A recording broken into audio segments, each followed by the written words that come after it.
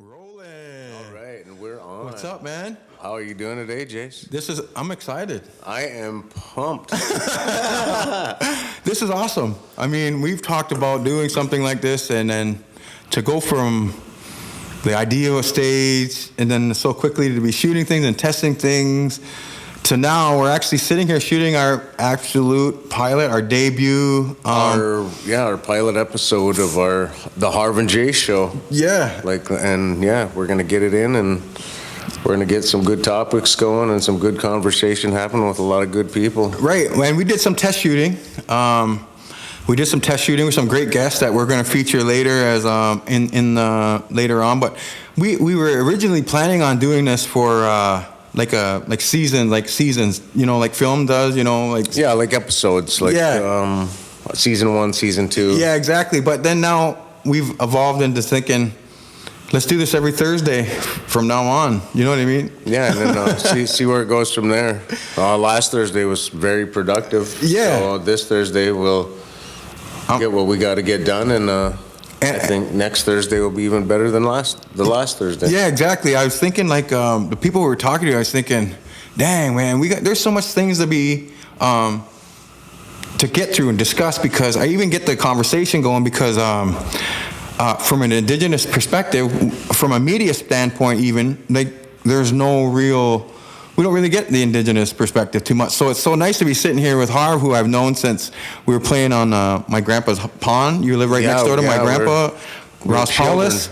Innocent children back then.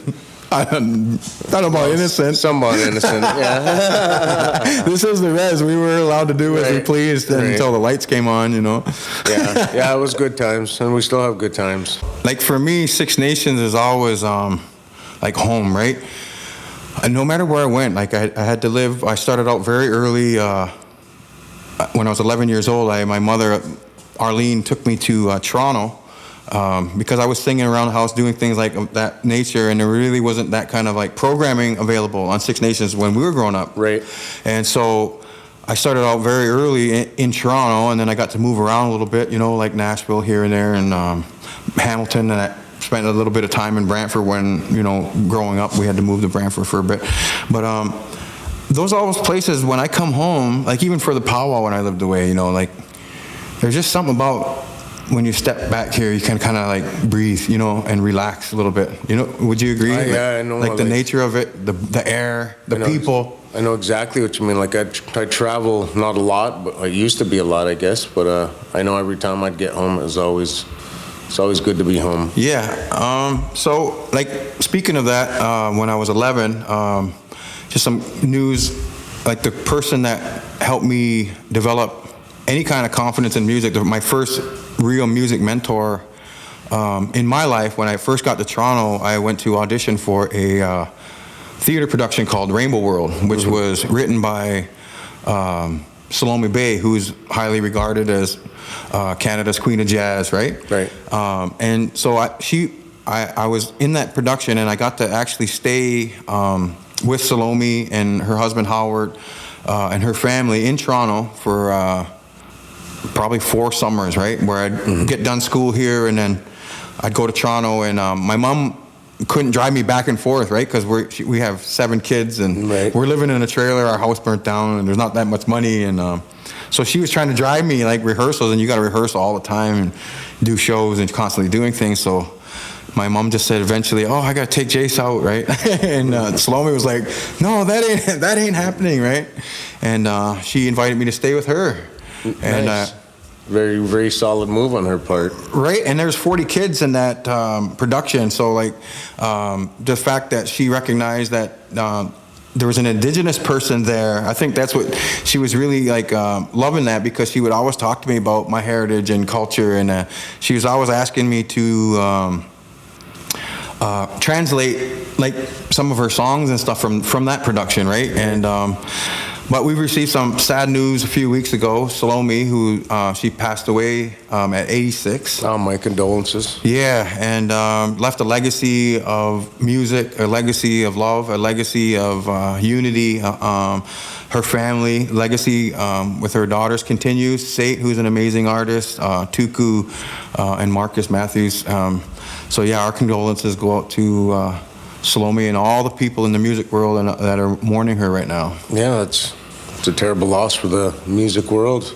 And I know even for me personally, you know, my new album, Rainbow World, was actually, I started in 2018, was dedicated to her. It's actually called Rainbow World after that production. And so it's just with a heavy heart that we have to announce that on this show. Right. But we're moving on here. And if you want to subscribe to us, we're going to have all our content available on Darren Ross Agency and YouTube for now. YouTube, we're eventually going to have this up on Facebook, streaming on Facebook, Spotify, hopefully. iTunes, yep, that's the eventual thing that we want to get these podcasts out the world more. Yeah. Yep. The world needs to hear what we have to say. And I want to tell anybody that if you have any suggestions for us, just find us on those websites and leave comments on the videos and stuff, things you might want us to talk about, right? Exactly, yeah. Like there's no topics that are too hot for me. Right? I'll handle them all. No, but not only that, like if you want to shout out or if you want birthday shout outs and stuff, we'd be happy to accommodate any of those kinds of requests, right? I love singing happy birthday. I know all the words. Right? I know all the words. Yeah, so are you a sports fan? I love sports. Lacrosse, hockey. So lacrosse is your number one? Lacrosse is probably my number one. To watch and to play? To watch and play. Hockey probably a number two. I wouldn't say MMA because I don't really want to jump in a cage with people and fight, but I like watching it. But you've been in a few tumbles. I've been in a few tumbles, yeah. I didn't lose my teeth playing piano. And that's just kind of like a typical Rez story, right? From almost everybody here, you get those little tumbles everywhere, and from growing up. Right. Yeah, but that's because we went outside. Right. And times are changing, like you said. And I don't really, when I drive around, I don't really see too many kids outside playing anymore. Do you? It's not often you see kids running around playing lacrosse or whatever. Down even in a Schwiegen down at the basketball court. Right. Remember when we were growing up, that cage was always packed, and there was like cars packed, and like we couldn't get out of the house quick enough as soon as we woke up on the weekends, right? Right. Yeah, and I just that activity, outside activities, dying art. But they're outside, but they're on their phone, walking around. They're sitting there on their phone. And we have a few surprise guests in the future that we shot as our test shooting, and they're going to be coming later. Right. But we talked with Cam Bombery in one of the episodes, and Hall of Fame as if lacrosse player. Shout out to Cam Bombery. And so Cam was talking about how we have to get them, like we have to be the leaders of them. We have to like not only say get outside and play and do all this stuff, we have to actually encourage them and get out there and pass that ball around with them. Kind of lead by example. Yeah, and help them become responsible, you know, like, and that's easier said than done, you know. True. You have kids? I do have kids. I have grandchildren now. Well, congratulations. Yeah. That's amazing. I'm getting old. And so what does that do for you as a grandpa? Like, does that help you mature a little bit? Does that give you life lessons? It helps me mature a little bit, but I get to be a kid again because I have grandkids now again. Right, and you don't, that's classic, grandparents can be how they weren't with their kids, right? Exactly. I got that McDonald's money now that I didn't have for my kids. Right, right. And the grandparents can be the loving, like they've always wanted to be, right? That's right. Yeah. Yeah. So that's great. So I was talking about sports there. For me, I think lacrosse probably would be my number one to play and watch because it's just so fast. Especially the community we're from too. Yeah, Six Nations. And, like the family we're related to. And Paulus is obviously my grandpa's Ross Paulus, Hall of Famer, and my uncle Gaylord, Hall of Famer as well. And almost everybody that exactly. Yeah. And everyone that we talk with on the res, usually you can find people and get in conversation with them, and then they're like, oh, my grandpa's are Bill Squire, and you know all these Hall of Fame players. So it's like everyone they can relate. They can relate. So they can. It almost brings us like together as a community, because when you go to the championship games for the Arrows, who are legendary Arrows, the Rebels even are starting to become notorious, get a good name in the in the circuits. The Rebels are a great organization. The Rivermen are doing amazing. The Chiefs. So like, yeah, we got a lot of big teams down here, and a lot of like, so it's like, it's a great breeding ground for competition, right? And then to see those rivalries like Peterborough and the Chiefs. Oh yeah, like in the playoffs. Yeah, that's a great rivalry. Major A, right? Senior A. Yeah. Man, those are some good. Great lacrosse. Yeah. So are you a basketball fan, NBA? I've been following the Raptors kind of since their inception, I guess, and big win last night. That was huge. I can't wait to see Game 7, and I hope they can keep it up. But they gotta think like the Raptors, like they won the championship last year, right? And then with Kawhi Leonard, of course, who was highly regarded at the time as probably one of the top 3 players in the entire world. Yeah. When, arguably, and then he comes to Toronto. They win a championship. He eventually leaves for the Los Angeles, which was terrible, I thought. Leaves for the Los Angeles Clippers, right? And everyone just wrote the Raptors off. Yeah. And like, you guys aren't going to do anything. They actually predicted we were going to win, like, just be a little above 500. Maybe make the playoffs. And maybe make the playoffs. Yeah. But what they did is ended up being number 2 in the entire league in the regular season behind the Milwaukee Bucks, who are now out of the playoffs. The number 1 team's out, which is crazy because those upsets are like, when the number 1 team in the league gets bumped, and then the Raptors are number 2 in the league, like, we got to do a better showing at the top, Yeah, hopefully now they are the top seed. So exactly, they got to represent. And thank goodness they're going to Game 7. I mean, this series has been back and forth. 2-0. Boston was up. Toronto wins 2 in a row.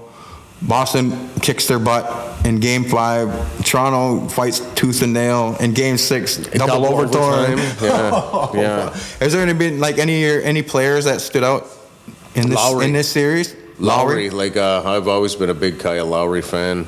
Well, you're a lot like him. You're tenacious like him. Lowry don't quit, right? I was thinking of all these superstar people, and I would consider Lowry to be one of those superstar type players. Yeah, he's there now. Definitely going to be like Hall of Fame material. If not a superstar, he's like the grinder superstar. Yeah. The one you hate playing against and you'd love to have on your team, right? Yeah. So that's great, man. Miami eliminated the Bucks. Lakers are up over Houston, 2-1, which is LeBron James and Anthony Davis. They're a powerhouse team, and I'm pretty sure they're going to go far just because of LeBron. Right. So you think the Lakers are going to whoop out on James Harden and? I don't know. James Harden is a beast. He's beastly. Yeah, he is a beast. The beard.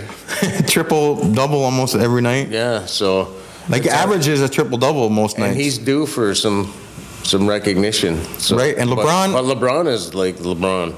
LeBron is this generation's Michael Jordan. There. Yeah, he's always there.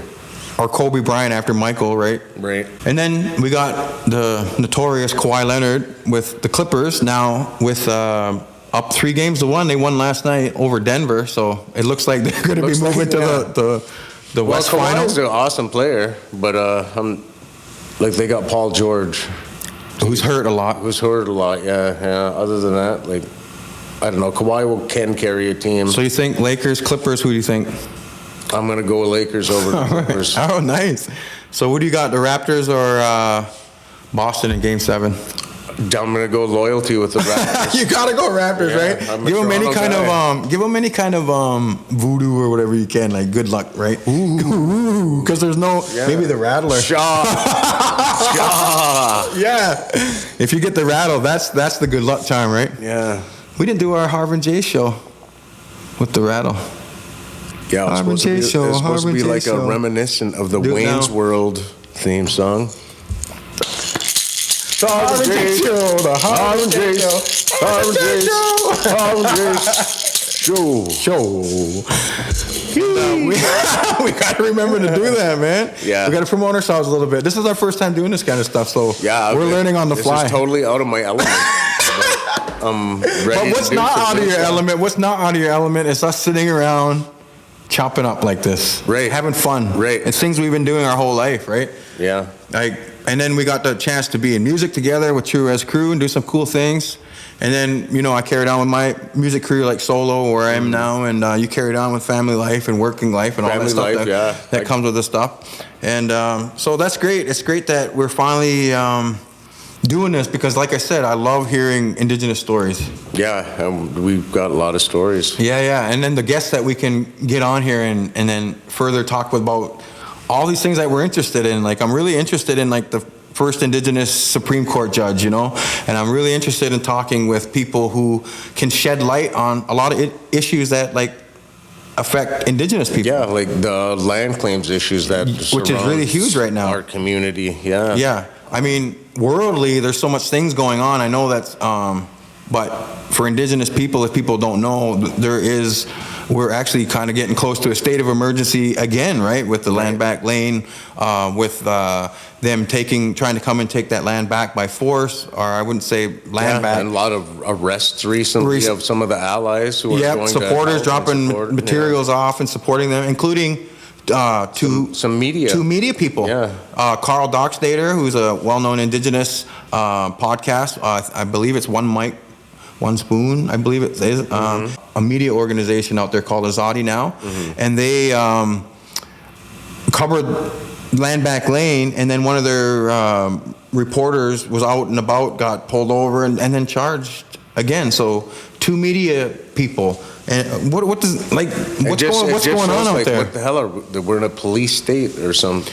Yeah, what's going on in the world? Like when media, who is there only to inform people of what is actually happening there, because if there's no media, the misinformation that can be spread, the bias media that is showed, becomes the truth, essentially. You know what I mean? Right. If you don't have the facts, so if we have media going in, and the media are also there to help keep the OPP and RCMP accountable, right? Right. So that they can't say, "Oh, we didn't fire rubber bullets at them," or didn't go in with excessive force. Yeah, and then people would believe that because they're the authority figure in the situation, perceivedly, and then.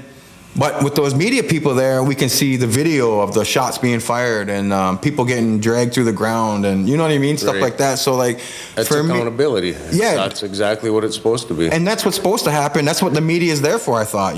And then to see them getting charged for that, and for me, I just feel like we need to do something, like to talk about that more. We need to call like media people. We need to be a little bit outraged at that, don't you think? I believe so. Like freedom of speech, everything. It's being stifled, a matter of opinion, everything like that, right?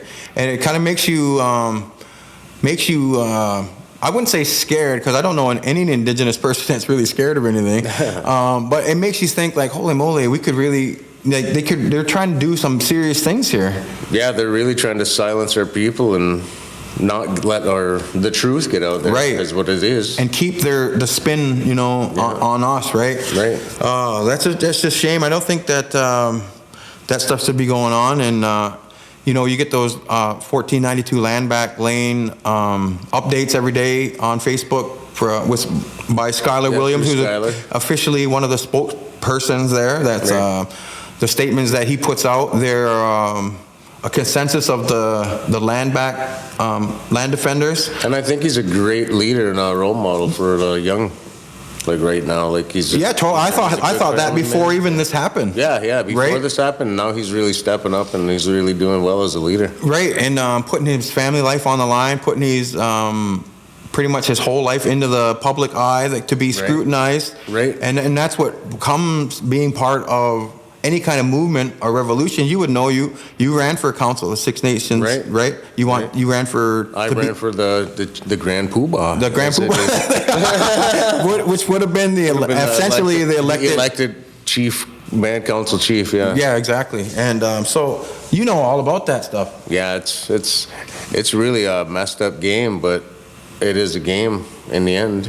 But this game it actually affects real humans. They're not like player pieces, right? So I just can never understand that at the end of the day how we could make any issue about anything, money, dollars, cents, anything like that. All these inanimate things that at the end of the day don't mean a lick, right? When you're gone, those things don't mean a lick. Exactly. Like, what matters is humans, right? Right. That interaction, that love, that impact that you leave, that the legacy that you leave, of creating things and creating community and bringing people together and stuff. So I think there's just the value system is basically what we're thinking is going on, is like I don't know. It's hard to explain, right? It is really hard, but we need to talk about it. People know. We need to talk about it though, because nothing will change, right? If we all just feel this way and it doesn't come out, like how can we ever start that conversation, right? So yeah, it's good what they've been doing down there, and the land defenders are asking for support on October 9th.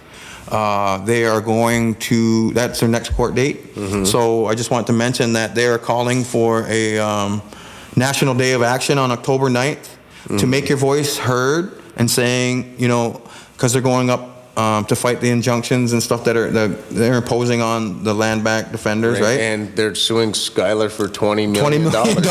Yeah, exactly. That's no chump change, right? Yeah. So yeah, we need some change. Yeah. So we need people to be a little vocal October 9th to let the courts know and Canada know that we stand behind the land defenders, and so if you want to help them too, you can also help them monetarily. They need a lot of help down there. You can do that at Landback6, the number 6 nations at gmail.com. And if you can't be there to help, because obviously you'll go to jail now. Right, yeah. Unless you sneak through the bush. I have a guy who can get you there. Right? And I was almost thinking like, oh man, wouldn't it be great if we could just say, take 5th Line all the way up Mackenzie Road right to Landback Lane, and just kind of just say, okay, no one can use this no more. This is only for 6 nations now, yo. Yeah. So if the OPP does anything tricky, they won't be able to block us from getting there to support, right? Right. I don't know. Well, originally they had it all set up like that, but then the OPP came back in, they took some barricades down, and you know. And they do what they do. Yeah, they do. They do those physical, they call it physical posturing. Strategizing. And they're not even strategizing, because they use the same old tactics they've been using for 100 years, right? Divide and conquer, plant discourse, you know what I mean? Come in at night, unannounced, deny everything they did, like, and say, oh no, we didn't do that. We peacefully. They always got something out there. And then now, they're enforcing the injunction by arresting innocent people who aren't doing anything peacefully. Right. What it shows me is they're just showing their own people that if you want to help these native people, this is what you get. Yeah. You help the natives, we're gonna F you over. Have you ever heard anything like that? It's insane. Yeah, that is insane, but that's the only message that I'm getting from them arresting some of these allies and people, is the cops are just saying, you want to help the natives? And yeah, we're going to treat you like what? Right, and then that's not cool. Yeah. So like, what up with that? With another thing that's going on in Indigenous country, are you Mohawk? Yes, Gunigehaga. Ah, so am I. So that's amazing. We have 2 Mohawks here. This is unprecedented. Yeah, it's glorious. It's glorious. No, but we were just talking with Cody Jameson about the World Games. Well, we were, but it will be in the future, I guess, because this is our initial thing. True. Yeah. So we were talking about the World Games, and at the time, we didn't know what was going to happen with the Iroquois Nationals, and we were talking about the World 2022 World Indigenous Lacrosse. World Lacrosse. The World Championships. Lacrosse Everybody, not just Indigenous. Yeah. Like Canada, USA, and they fielded a list of 8 teams, and the Iroquois Nationals weren't a part of it. Yeah. And that's basically what we were talking about. And that was all because they were trying to apply to get it to be an Olympic sport, and for it to be an Olympic sport, you have to recognize each nation as a nation. Right. So then that's where it got tricky one day. Then they didn't want to recognize Iroquois people as their own nation. Exactly. So that was tricky stuff. But recently, as a couple days ago, they didn't know how they were going to figure that stuff out. But Ireland, of all people, who was a part of that first 8 team fielded by the championship, they withdrew from the games specifically so that the Iroquois Nationals could take their spot. Which is a solid move by Ireland. And they didn't have to do that, do you think? I didn't think they had to, but that's a solid move. Right. The support through the lacrosse community was great, though. Like, I didn't see anybody that didn't want to see Iroquois Nationals in it. Right, who was actually ranked third in the world, and the originators of the game. You make a great point. Yeah. But now we're going to get to see that great rivalry of the Nationals, and Cody and Randy and Lyle Thompson and Randy Stotts, and all these great players. And playing Canada and USA, right? It's going to be amazing. It's going to be great. So, you know, a little bit of justice served there, and a little bit of some nice unity stuff. And love from Ireland. So we got to give a little Ireland. I should have been wearing I got my Six Nations shirt on, but now I'm going to wear, they have these Iroquois national shirts with like a thank you to Ireland. Is they shamrocks on it or something? Yeah, they're really cool. You can go to their merch and check out their thank you to the Ireland people, the nation of Ireland, for stepping back and being so accommodating for Iroquois people. Like, what a move. I mean, it's a lot of class, right? That's classy as it gets. You a ball fan? I somewhat follow the Jays. Okay. I've been to a few games. You've ever played ball? Not really. I was more of a lacrosse player. Okay. Yeah. Backhand Harv, as we've... That's right, yeah. I had a few moves up my sleeve. We were going to get some mugs and shirts and hats and stuff, and one of those shirts, I swear, will be an image of you with a backhand and a ball. Excellent. And it's going to say Backyard Harv, right? Or Backhand Harv. The Six Nations legend. The legend continues. The saga continues. The saga continues. Mississauga. We don't want to get that. We don't want to misconstrue anything. We have to be clear. Yeah. Harv, that we live in a new world. We have to be clear about everything. Right. As clear as possible. Crystal. So, yeah, the Blue Jays, can you believe it or not, were last in the major leagues last year, and this year they're actually in a playoff spot. Yeah, I noticed 17 games to go. I noticed they were contending, so that's pretty good. And not only contending, but they're missing literally their best players: Bo Bichette, Teoscar Hernandez, Nate Pearson, and now Rowdy Tellez is out for the rest of the season, one of their best batters. And they're doing all this. Matt Shoemaker, the list goes on and on with these all-star type players. Vladdy Guerrero Jr. Yeah, and they're not playing. These are just the injured guys I'm talking about. Mm-hmm. So they're playing this kind of ball. 18-10, I believe, in their last 28, which matches the LA Dodgers for number 1 in the league. Wow.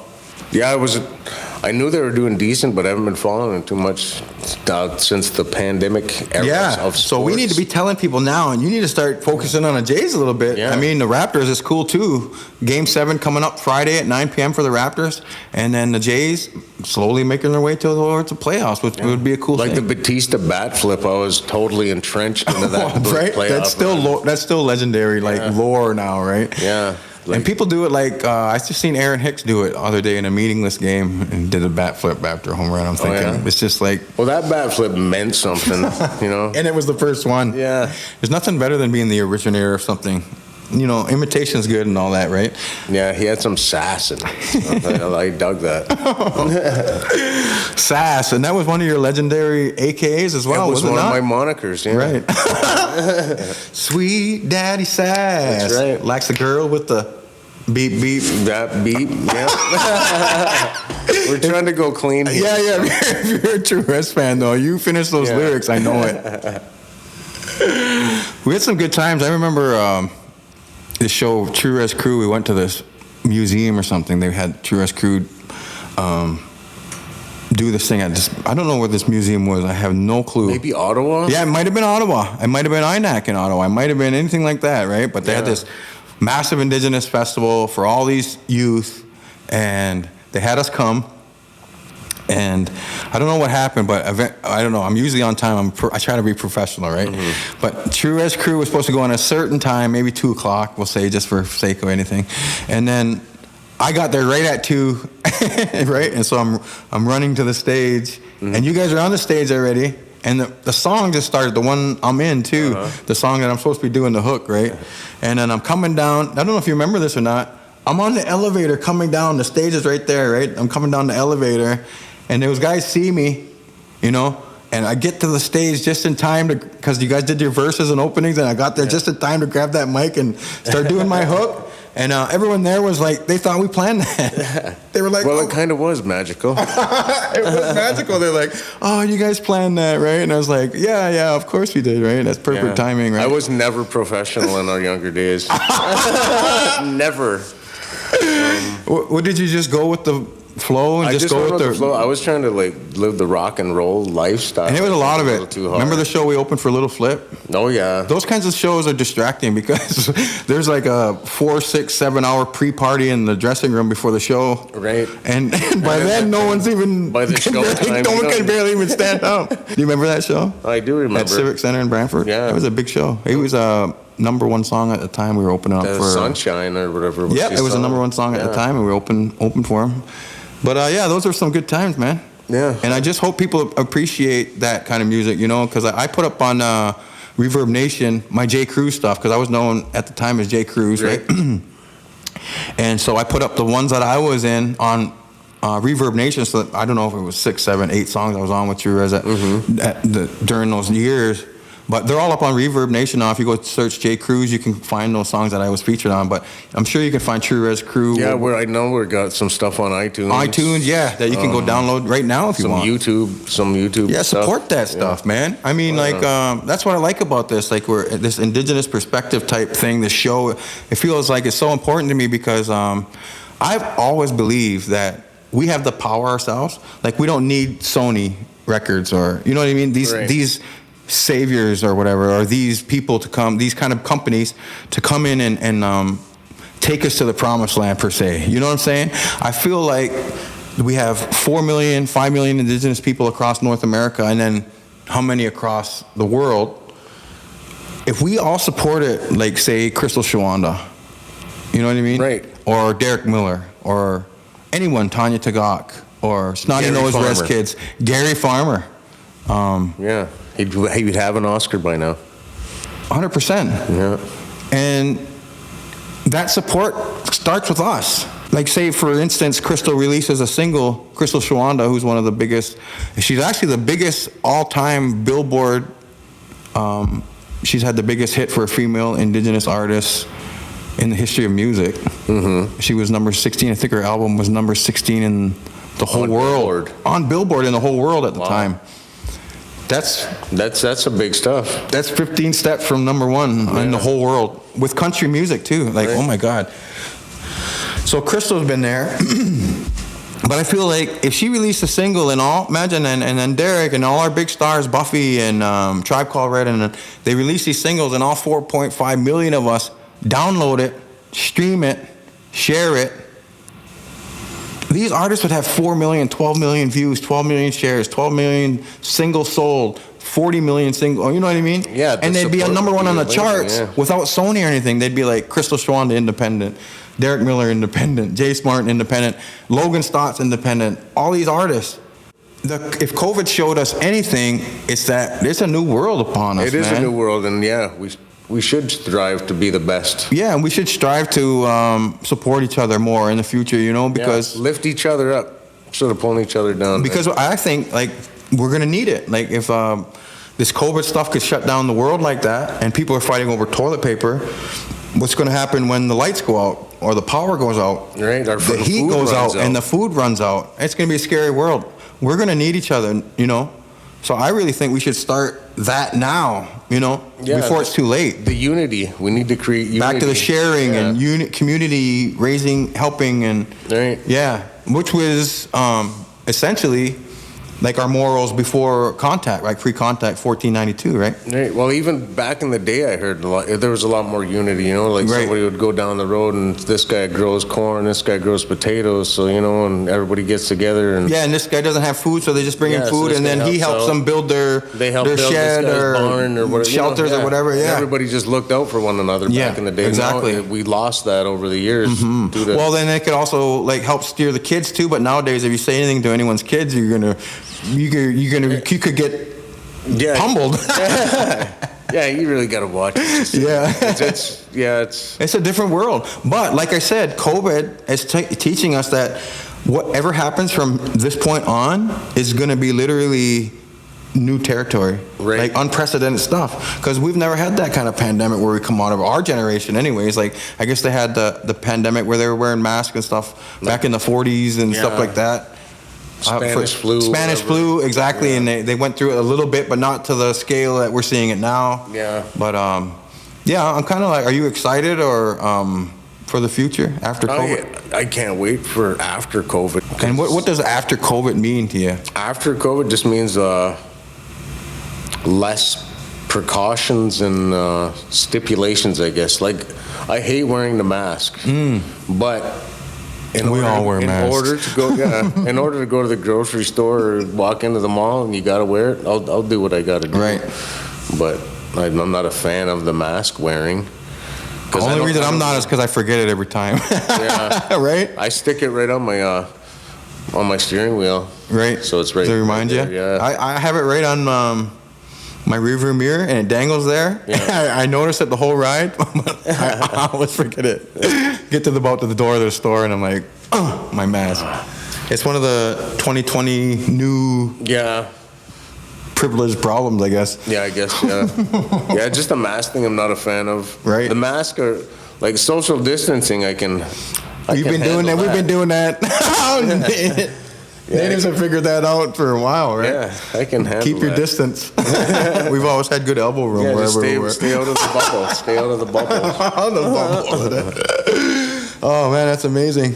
And so, you watch much movies, TVs? Oh, I haven't been watching a whole lot of TV lately, and if I do, it's Cobra Kai. It's on Netflix. Yeah, cool. I just want to learn the way of the fist. I haven't seen it yet. So it's a show. It's like a spin-off of the original Karate Kid movies back in the day in the 80s, right? Yeah, it's like it's set nowadays, and the storyline basically follows. Without giving any spoilers away. Yeah, it follows Johnny. The bad guy who Daniel beat in the first movie. Ralph Macchio, the actor. Right. Mm-hmm. And he's back. And he's in it and he's a older gentleman as well. And it kind of took over the Mr. Miyagi mentorship stuff, or is he? No, not really. Later, I guess as it unfolds, stuff gets better. Yeah, but well, that's great. So yeah, maybe everyone should check that out. A lot of the old characters are in that. And no one really watches TV anymore, right? Because of streaming and everything is in the palm of your hand, your phone, and not your watch. We live in quite the time, man. It is quite the time. And think about it. Time to be alive. I know. And think about it. The world's been here for, arguably 75 million, 400 million years, right? The Earth. Yeah. And then, so it's been fine. Humans have been here for like 2,000 years, which is a speck on that scale of 400 million years.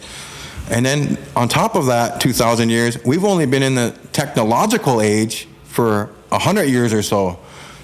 And that's what sped up technology, start ripping the resources out of the ground, and the industrial stuff. That was all started from that technology, right? Yeah. So really within the last 100, 200 years, we've pretty much made the world like hole in the ozone there, right? Ozone layer. Polluting oceans where basically they're turning into poison. Extincting species. I just read that today, man. World Wildlife Fund released a new report today saying the world's wildlife populations have fallen by an average of 68% in the last 4 decades. That's 40 years. Wow, that's my lifetime right now. So 68% of the animals are gone from when we were born. Yeah. That's insane. But I believe it just due to all the pollution and they said, human consumption was behind the decline. That's what they formulated, I guess. Yeah. And that just shows you 400 million years. Think about it. Map that out. And then 40 years, we can do that to the animals. And in 100 years, we can do that. We can literally take every resource out of the earth, put a hole in the ozone layer, pollute the air, pollute the water, have no more trees, like that's corporate means of development. But what's the means to the end there? Like any rational person would say, if you have X amount of things and you keep overindulging in them, eventually they're going to be gone, right? Yeah. Does that make sense? It makes total sense, but you would think, the government, they don't really care. The corporations don't care because they're going to. It's almost like they're probably passing the buck to the future generations, right? Whereas in indigenous culture, we're taught 7 generations to think not only about tomorrow for us personally, but 7 generations in the future for your grandkids, great-grandkids, their grandkids. Make sure they have land, clean air, right? Yep. They're not oppressed. Water, housing. Wow. Yeah. It's just like different perspectives, and like there's nothing wrong with industry and making money for your family. Just live for today. Yeah. You know, they're not thinking about tomorrow or the future. It's just living for today. It's hard to live for the future though when you see like people fighting over toilet paper and stuff, right? And we couldn't even leave our house for 6 months, basically. Pretty much, yeah. It wasn't a big deal to me, but like. I know the people that worked at home. I know my brother Troy. He runs a big company out of his house, and he said, "Man, I didn't even know what was going on. Right, just come out and zombie land. There's nobody in the streets, right? Nobody on the highways. That's what freaked me out. Yeah, I enjoyed the highway driving. Right, like it was awesome driving to Hamilton in like 20 minutes. 20 minutes. If you know that distance, you know that. That's awesome. So. You ever watched the Kardashians? I'm aware of them. What do you know of them? Yeah. Just the family. I do know what they them. do. They've been around a long time. Yeah, not a fan. Almost 20 years. Yeah, I'm well aware of them. They just got Entertainment Channel just told that it's going to be the last season, the 19th season. Kind of went off the rails on the 19th season with Kanye West, and thank the creator for that. No. Is that rattle worthy? Look at the rattler go. That one's for the Kardashians. 19 seasons. And well, that's a good run. That's a good 15 minutes of fame. Yeah. You know how that's pretty much, that's all she's done. Well, she's done a lot of big marketing stuff with makeup and, big business. And now the young sister, Kylie's the first billionaire. Makeup. The youngest billionaire or something like that in history. And that all started from... Well, it's from their dad being OJ's like lawyer or something, right? Wasn't it? And then a romp in the sheets with Ray J, Kim Kardashian, if you remember. Right. Spawned that career and skyrocketed him to the all-time. And then Bruce Jenner. Then Bruce Jenner, had transitioned into now. Caitlyn Jenner, Yeah. So they've been through a lot in those 19 years, a lot of kids, a lot of ups and downs, and we've had to watch that. And I say had to because it was everywhere. Like, it's in the news, right? It's in the news and you have to follow it. So, like, is there anything about that pop culture that interests you? I guess so. Like, back in the day, I used to be into, like... Pauly Shore fan? Encino Man? Encino Man was a great movie. It was a great movie. No, I'm more like... we just lost a lot of subscribers right there, I think. We might have to edit that out. We're Encino Man fans. No, those kind of movies we had to grow up with. Biodome and in the Army now. Back to the Future. Unfortunately. Stuff like that. Yeah. I was into that. Like, that's big pop. I went to a fan expo a few times. Fan expo in Toronto, so like I enjoy that fan aspect of it, but not so much television nowadays. Like I don't even know. Old school stuff. I guess I'm into cartoons, horror movies, whatnot. They're putting out way more horror movies now, man. Because before the horror movies were like the low budget movies, right? And now the horror, the ones you see like The Conjuring and all that, they're the $300 million big budget movies now because everything's changed. People aren't scared of we must have been desensitized over time, I guess. Right. I don't even know what's scary anymore. Right? I know, right? It's not even monsters we're scared of anymore. It's our own RCMP and federal government and stuff, right? They are the monsters. And we joke, but it's sad. It's sad that we have to even joke about that kind of stuff, man. That should not be reality, buddy. Right. It shouldn't be. Like, if maybe if you would have won Chief, you could have changed things a little bit. I definitely would have won the battle. You watch Walking Dead? I do. I'm a fan of Walking Dead. So they announced they're ending season 11. I noticed that yesterday or today on Facebook. Yep. And they're talking about a spin-off with the two main characters, Daryl and Carol, who are the only remaining characters from the first season, right? So have you been keeping up with them? I think I lost interest about the fifth season or something because it was just hard to keep up with it. You're being busy. Last season, I may have watched 1 or 2 episodes, and then the season before that, I kind of might have missed 1 or 2 episodes. I thought the first season was amazing. Entertaining. First few were great. Yeah, like absolutely entertaining with zombies, and then it kind of became like like a soap opera to me. After Rick Grimes died, I kind of right.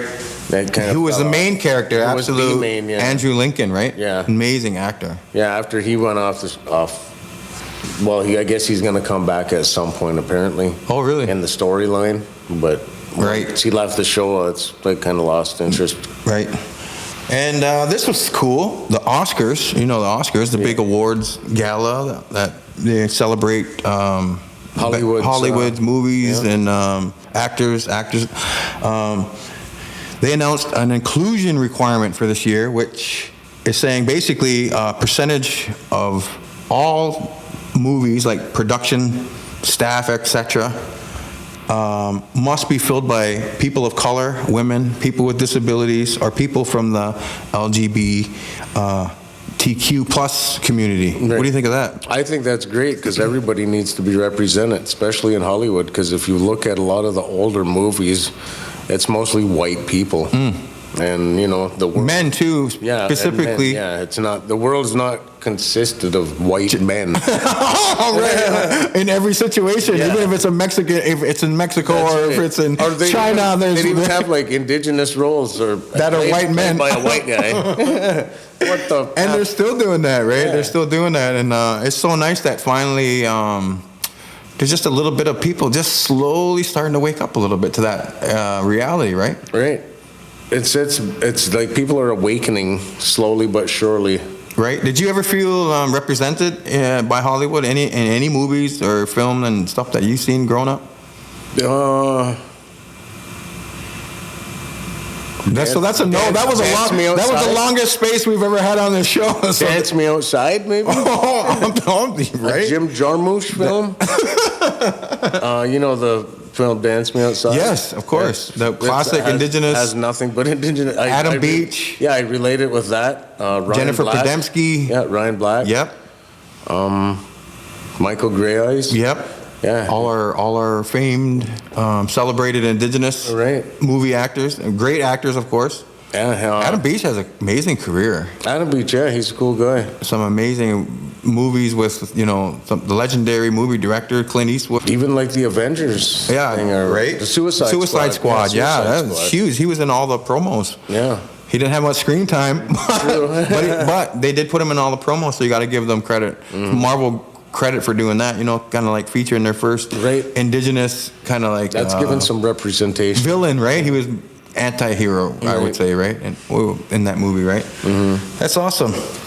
So for me, like the requirement and percentage thing, it made me think of how many festivals are in Canada, music festivals. 100% of Canada before 1492 was Indigenous land, right? And now they're saying it's less than 5%, right? That we are on. But I was thinking like these festivals, there must be 4,000 festivals. I don't know what the number is. It's big. But almost all the big festivals, like the Virgin Festival, Toronto Beach Festival, Montreal Jazz Festival, all these big, huge things, right, across the country. They're all funded mostly by federal government grants, money, and stuff like that, right? And corporate sponsors, like Canadian Heritage, all these different organizations that are federally funded for these organizations, and yet the representation of Indigenous people at these festivals is minuscule. So I've been like thinking, why is that? And is there something that we could do to help change that? And here's what I thought: like maybe we can petition the Canadian government to, just like the Oscars did, make a mandate that a certain percentage, say 15%, of every festival in Canada that receives federal government funding has to have at least 15% allocated to Indigenous, contemporary, and traditional content. Wouldn't that be amazing? That's brilliant. That's just like how kind of now the hockey games or concerts, how they're doing the land acknowledgements. Yeah, 100%. People are starting to wake up. It's not. It's a step. Beginning. It's a step. Yeah, it's that, and I think that would create so much more livelihood for Indigenous artists, because it's hard to make a living as an artist without even being Indigenous. I think the numbers that I read last was that 60% of all musicians in Canada make less than $10,000 a year. And then only the top 10% make more than $40,000. And the one thing about being an Indigenous musician, as soon as you're in the music industry, you're pegged as an Indigenous musician, right? Regardless. They don't say here's this. Music. They introduce other people like, oh, here's this award-winning so and so. But when you're saying if they introduce Indigenous, it's always like that's an Indigenous artist, right? Yeah. And which is kind of like I can't. Which is cool in a way, but it's like sometimes. But we want to fight kind of for that. This is an artist who happens to be Indigenous. Exactly. Right. Exactly. Not the cart before the horse type thing, right? You're trying to be a musician. Yeah, totally. And I don't really think I should have to wear be in regalia just to be dramatic about it, right, to be accepted, at these festivals. So I think that this idea, I think if we can spearhead it, maybe the Harv and Jace show will spearhead it, and we'll start getting our petitions. Let's get this petition our 500 going. People. Yeah. And we'll take it to the government, and we'll say, listen, this needs to be... I'm sure there's plenty of Indigenous musicians... that feel the same way. Who would feel that way. And I know personally, when you see, like, these big festivals on our land in Mississauga and Toronto, and not one Indigenous artist, and they're paying millions to artists that aren't even from Canada. Right. Like Coldplay or these people from the States, right? So the money's coming from the federal government of Canada, and it's going to these American artists to the States. Like, to me, that doesn't make sense either. Like, I can understand that on a marketing level, but I don't understand that our money is being shipped overseas, and it's not even be given, and no thought given to the Indigenous community that lives right here and whose land we're on and whose festivals these are taking place on, right? Right. There should be a little bit better acknowledgement that way. Mm-hmm. And you would think they would, at least sign a couple local Indigenous bands or groups or artists to... And not give them $100, you know what I mean? If they're paying other bands $4,000, pay the going rate. Pay the Indigenous people that too, and I think that's kind of a thing too, right? It's like, or if they're going to have vendors, we have a little Indigenous vendors. Too. We have an Indigenous stage over here at noon, and everyone gets $50 or something. Exactly. And we don't. That's not a good way to. That is. I'm telling you right now, all festivals, that's not a good way to showcase Indigenous people. They need to be on the main stage. They need to be on in prime time with the lights and the pageantry, just like all the other big headlining artists, because that's where you're going to see the best of that artist. Don't you agree? That's where they're going to bring out their best. Yeah. And every Indigenous artist I can think of, they are super prepared. Like, think of Crystal. She's one of the best. Crystal Shawanda is one of the best live performers, one of the best vocalists I've ever seen. Derek Miller, one of the best live performers I have ever seen. Right. Toured, I did an album with Double Trouble, Stevie Ray Vaughan's old band. Like, these are epic things, and people need to have that in their consciousness a little bit more, that Indigenous people are very powerful in all areas, including music and entertainment, right? Right. So that's awesome, man. Kids are back in school. You said you had kids. You have kids in school. My boy is in his third year of college at George Brown. Ooh, how does that make you proud? Yeah, it's awesome. Awesome, he's good for you, man. Software engineer, so he's a brainiac. So he's a brainiac. Yeah. And how's he enjoying that? Like, being after COVID and all that, was he nervous to go back? Well, he's doing it from home now. Oh, okay, that's good. He was living right in Toronto right last year, and we took him out of there when COVID kind of... Which was probably a good thing, because Toronto was one of the hardest hit cities, right, when that big wave was going on, right? So we got him out of there, and he's been home since. So now he's doing his stuff online, but I think he's going to enjoy his last year, but I think he's going back for a fourth to... All right. But they actually put kids... The kids are actually back in school right now. Yeah. What do you think about that, as a parent, a grandparent? It's a little bit risky down here. I don't think it's that bad, because our community is pretty safe. We've been COVID-free for a while. Yeah, we've got the cases at a really low thing. So as long as the teachers are from within the community, the kids are staying in the community, I don't see any problems for our community. But as for kids going to high school, different story. You're mixing with a bunch of different kids, different families who travel and all do different things. Yeah, so because on the res, we pretty much just have stayed to the res, right? Since COVID broke out, right? Sticking around. No one's been going to Toronto or Nashville and stuff like that, So I think that was part of the reason why we're COVID free now. We were so quick to shut everything down on Six Nations, right? That and kudos just, to practicing good ethics and and kudos to Six Nations for doing that and protecting our elders and our storekeepers and faith keepers, right? Right. And then so that's a great thing. And so now, talking about COVID and the stories today, there was a karaoke bar in Quebec City that opened up and had people singing karaoke and partying, having a good old time, and then they had their first outbreak in a while. 30 cases from one night of karaoke. At that karaoke At that bar? one bar, yeah. That's what they get. And then they thought it would be They fun. were probably singing moistly. They were singing moistly on the same mic, I would imagine. Because I can't imagine they would all be there with disinfectant wipes and with their own mics. And, Right. And, you know. Like, I personally take my own mic to the karaoke jams. What you need to, you can't sound less than, you know what I mean? No, but I just think that's just kind of like, it's risky, right? Right. Risky to be like 30 people singing on the same mic. On the same mic. And, you know, maybe sharing a little bit of toot out on the alleyways. Yeah, like that's one, like. Or they're maybe going home together. Yeah, sharing anything really nowadays. Let's sharing anything. You're a sharer. And I'm going to rattle to that. That could be taboo. Sharing. This has been brought to you by nothing wrong Sharing with today. sharing. Yeah. Don't share it moistly. Don't share it moistly. Wear masks. Stay 6 feet to 10 feet apart. You know, we still need wash to your hands. And wash your hands. We still need to be doing this stuff. People think it's over.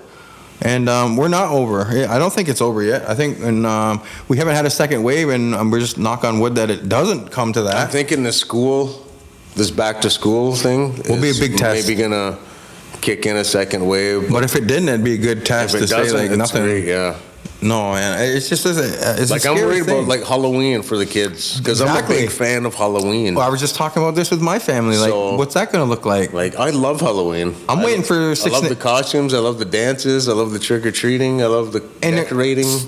As soon as that first leaf falls, you want to get the pumpkins out, and you want to get the spooky ghost on the lawn, and you want to, you know what I mean, and the witches in the windows, and so we can still do all that stuff with the home decorating and stuff like that. But I'm just wondering about how comfortable people are going to be sending their kids house to house, or Because they will be masked up, most of them. For the most part. For the most part, they can be masked up, or Totally. they can make costumes, modify them with a mask. And I heard different suggestions about just like having like a candy out at the lane, and they can just help themselves, and they don't have to come in contact with the homeowners, right? Right. But I don't know how that's going to look, and I'm waiting for an update from Six Nations or in Ontario to say like this is what I'm sure everyone's wondering, because it's coming up, right? It's coming up real quick, and it's on a Saturday, which is unprecedented. Right, it's the best time to go. Yeah, that's right. And I don't remember in my lifetime ever canceling Halloween. I think I would have flipped my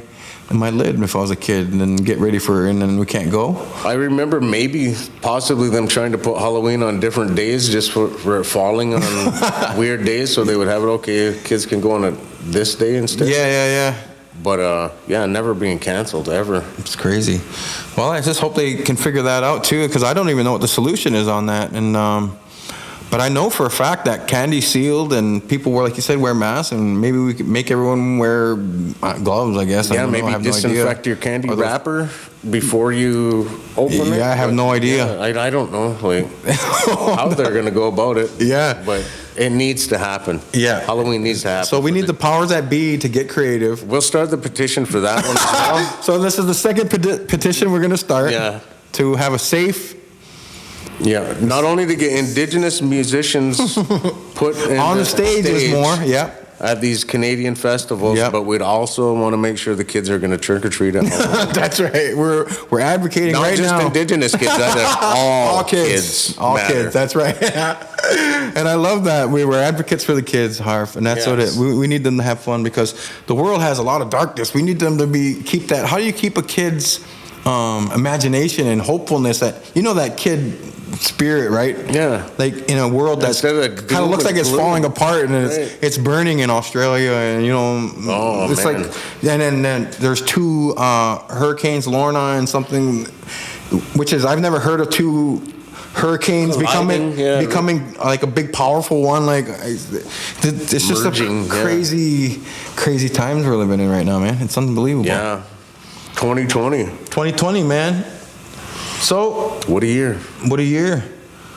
So I just want to say again how awesome it is to be sitting here with you. I'm so glad that we decided to do this, and I'm so glad that I look forward to next Thursday and the Thursday after and the Thursday after that. Yeah, and the ideas and the guests that it's just going to keep getting better and better. Yeah, totally. And we really want to talk about everything with an indigenous perspective, like an indigenous perspective, right? We want to talk about everything. About anything and everything. So if you're listening and you become a subscriber, we want you to subscribe to our Darren Ross Agency on YouTube. You can just type in Darren Ross Agency and you can subscribe.